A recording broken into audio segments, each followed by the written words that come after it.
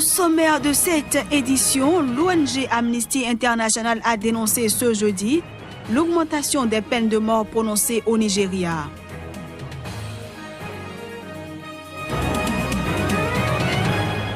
Au Cameroun, l'arrivée des exploitants chinois dans les mines d'or de Bétar et Oya entraîne des disputes d'espace avec les autochtones.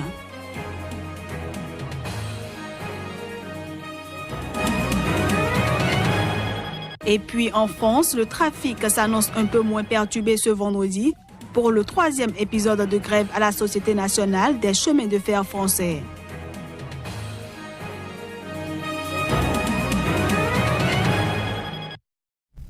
Bienvenue à toutes et à tous. Amnesty International a dénoncé ce jeudi l'augmentation des peines de mort prononcées au Nigeria, et ce, au moment où plusieurs pays d'Afrique subsaharienne font au contraire des efforts pour l'abolir. Reportage. Selon un rapport annuel d'Amnesty International, 621 personnes ont été condamnées à mort au Nigeria en 2017, bien qu'aucune sentence n'ait été exécutée. L'Organisation de défense des droits humains relève qu'il y a un total de 2285 personnes dans le couloir de la mort au Nigeria, ce qui est également le chiffre le plus élevé de la région. Toujours selon l'ONG qui s'appuie sur des chiffres fournis par le Nigeria Prisons Service, la justice avait déjà prononcé 527 peines de mort en 2016 contre 171 en 2015. Les 36 États nigérians appliquent la peine de mort pour des crimes comme les vols à main armée, les meurtres et la trahison. Parallèlement au système judiciaire classique, 12 États du Nord appliquent la charia, prévoyant une punition similaire pour l'adultère, le viol ou les pratiques homosexuelles. Le Sénat nigérian avait également en 2016 envisagé d'introduire une nouvelle loi faisant du kidnapping un crime capital. Amnesty International note également que la Guinée est devenue récemment le 20e pays africain à abolir la peine capitale, tandis que le Burkina Faso et le Tchad ont fait un premier pas avec des projets de loi allant dans ce sens. Notons que le nombre de condamnations sur le continent a diminué à 878 en 2017 contre 1086 en 2016. Les Gambiens ont voté ce jeudi pour élire leurs conseillers municipaux. C'était lors des premières élections locales organisées dans ce pays depuis le départ il y a plus d'un an du président Yaya Jammeh. 9 listes de partis politiques, dont l'UDP, le parti au pouvoir, et des candidats indépendants se présentent à ces élections. Les Gambiens ont voté jeudi pour élire leurs conseillers municipaux.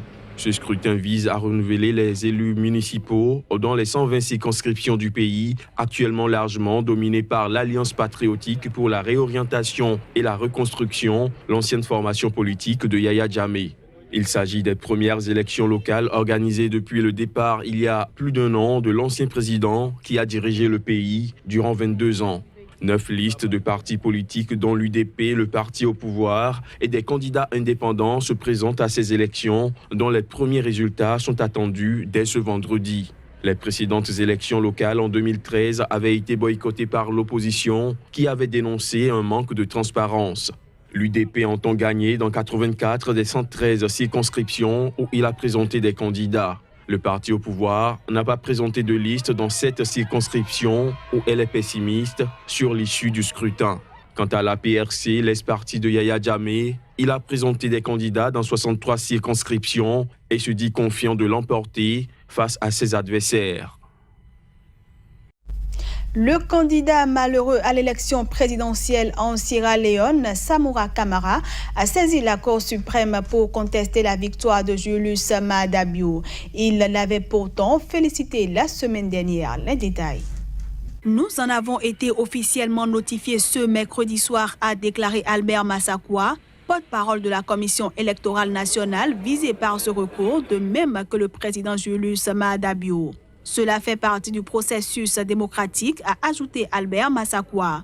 Dans son recours, Samura Kamara et 2 dirigeants de son parti reprochent à la Commission électorale nationale d'avoir proclamé le 4 avril dernier la victoire de Julius Maada Bio sans tenir compte d'irrégularités observées selon eux lors du second tour le 31 mars.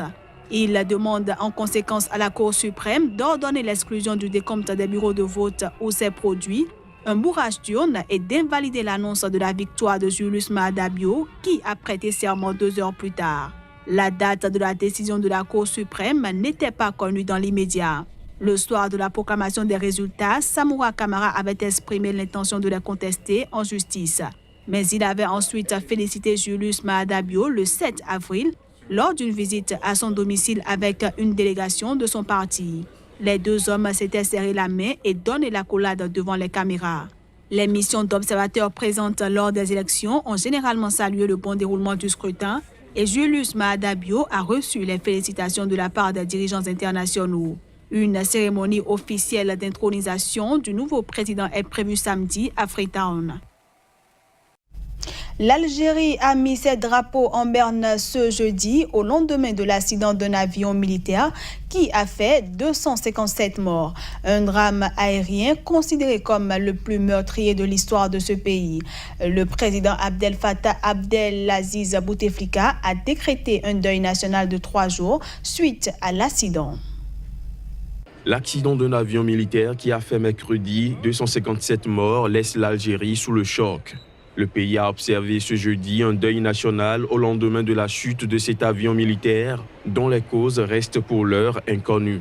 Un deuil national de 3 jours a été décrété dès mercredi en mémoire des victimes, 10 membres d'équipage et 247 passagers, majoritairement des militaires et leurs familles, qui regagnaient leur garnison dans l'extrême sud du pays.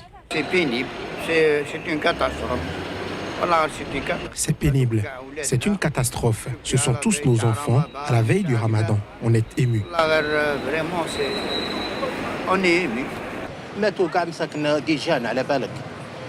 C'est tous des jeunes, les pauvres. Et nous remercions tous les pilotes de l'avion, Smaïl Doussan, qui a évité une plus grande catastrophe. Il a dévié vers la plantation. L'avion allait tomber sur l'autoroute ou sur les habitations. Il a pu le dévier. Nous le remercions. C'est une catastrophe pour tous les Algériens. Nous espérons trouver des solutions pour empêcher que ça se reproduise et nous demandons aux autorités d'ouvrir une enquête et de fournir aux Algériens les causes de cet accident. À Alger, les drapeaux nationaux verts et blancs frappés de l'étoile et du croissant rouge étaient en berne sur les bâtiments ou places publiques, de même que ceux de nombreuses ambassades étrangères. La presse algérienne a largement titré sur la tragédie et le choc que constitue ce drame, sans spéculer dans l'immédiat sur les causes de l'accident. Les autorités ont annoncé l'ouverture d'une enquête sur l'accident, mais certains médias algériens ont rappelé qu'à ce jour, très peu de choses, sinon rien, n'a filtré des enquêtes concernant les précédents accidents de ce genre. J'en parlais en titre. Au Cameroun, l'arrivée des exploitants chinois dans les mines d'or de Bétaré-Oya entraîne des disputes d'espace avec les autochtones. Ces derniers voient d'un mauvais œil le fait que leurs terres soient exploitées. Reportage. Dans ce petit village de l'Est du Cameroun, une centaine de trous remplis d'eau parsèment les alentours du village. Ici, on retrouve d'anciennes mines d'or abandonnées ayant entraîné en 2017 au moins 47 morts dans cette région sur ces sites miniers, selon l'ONG Forêt et Développement Rural, FODER. Pour la recherche de l'or, pour moi, on vient choisir le terrain. On fait d'abord le test. On va voir, on cherche là où il y a des cailloux. Après d'avoir trouvé les cailloux, on va chercher d'abord des cailloux bien rangés, des cailloux qu'on peut trouver de l'or là-dedans. C'est ça qu'on fait. Parfois, ça prend des jours. Pour les autorités locales, l'exploitation minière s'est faite en violation de la réglementation, mais les autorités ont engagé des actions de police pour que les exploitants agissent. La commune d'environ 80 000 habitants a accueilli par le passé de nombreux exploitants miniers chinois, coréens, canadiens, américains, sud-africains venus chercher de l'or. L'activité au départ, quand les riverains travaillaient eux-mêmes, ils étaient indépendants. Ils trouvaient quand même quelque chose, ils trouvaient leurs produits, ils vendaient. Bon, maintenant, dès que les Chinois sont venus exploiter, on est donc de dommages par la plantation. Bon, les riverains ne pénètrent pas dans le trou. Il y a toujours des commandements jusqu'au moment où il y a eu mort d'homme. Les expatriés qui viennent exploiter nos richesses minières doivent laisser un souvenir, peut-être construire les écoles, les ponts. mais ils ne participent pas au développement de la nation camerounaise. Ici, femmes et enfants remuent la terre à l'aide d'une houe ou d'une pelle dans l'espoir de trouver de l'or sans considérer les risques. Outre les risques mortels, l'exploitation de l'or a modifié la faune locale. La commune de Bétaré-Oya aurait dû percevoir plus de 850 millions de francs CFA de redevances minières depuis 2014. Elle n'a rien reçu à ce jour. Selon des riverains, officiellement 285 kg d'or brut ont été produits dans l'est du Cameroun en 2017 par les compagnies agréées. Manifestation à Moroni pour réaffirmer l'appartenance de Mayotte aux Comores. Une manifestation organisée au lendemain d'entretien à Moroni entre le chef de la diplomatie comorienne Mohamed Elamine Seuf et le secrétaire d'État français aux Affaires étrangères Jean-Baptiste Lemoyne. Elle intervient alors que Mayotte, l'île française, connaît de fortes tensions liées à des immigrations clandestines venues de l'Union des Comores. Un demi-millier de personnes ont défilé jeudi à Moroni pour réaffirmer l'appartenance, selon eux, de Mayotte aux Comores. Mayotte, île française située dans l'océan Indien, a été paralysée en mars par un mouvement de contestation sociale contre l'insécurité et l'immigration en provenance de l'Union des Comores, pays voisins. Cette crise a créé de fortes tensions entre Paris et Moroni. Les autorités françaises ont expulsé vers leur pays d'origine des Comoriens sans papier arrivés à Mayotte. Moroni, qui revendique la souveraineté sur l'île de Mayotte, a riposté en refusant de laisser entrer sur son territoire ses citoyens refoulés.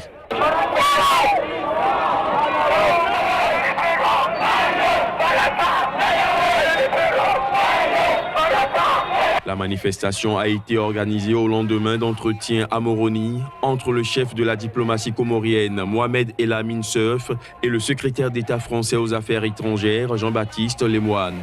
Dans un communiqué commun, les deux délégations ont réaffirmé leur volonté de s'engager dans la voie d'un dialogue renouvelé, mettant en œuvre de façon progressive toutes les mesures visant à une redynamisation des relations entre Paris et Moroni. Je vous propose à présent de suivre le ministre comorien des Affaires étrangères ainsi que le secrétaire d'État français aux Affaires étrangères. Je crois que le problème de Mayotte est un problème sérieux. Les gens ont exprimé des préoccupations et que il revient au gouvernement français d'en prendre compte. Le moine, il vient ici parce que, comme il a été dit, on ne peut pas résoudre le problème de Mayotte sans associer les autorités comoriennes. Parce que pour moi, comme je l'ai dit, les Mahorais qui sont à Mayotte, ils sont chez eux.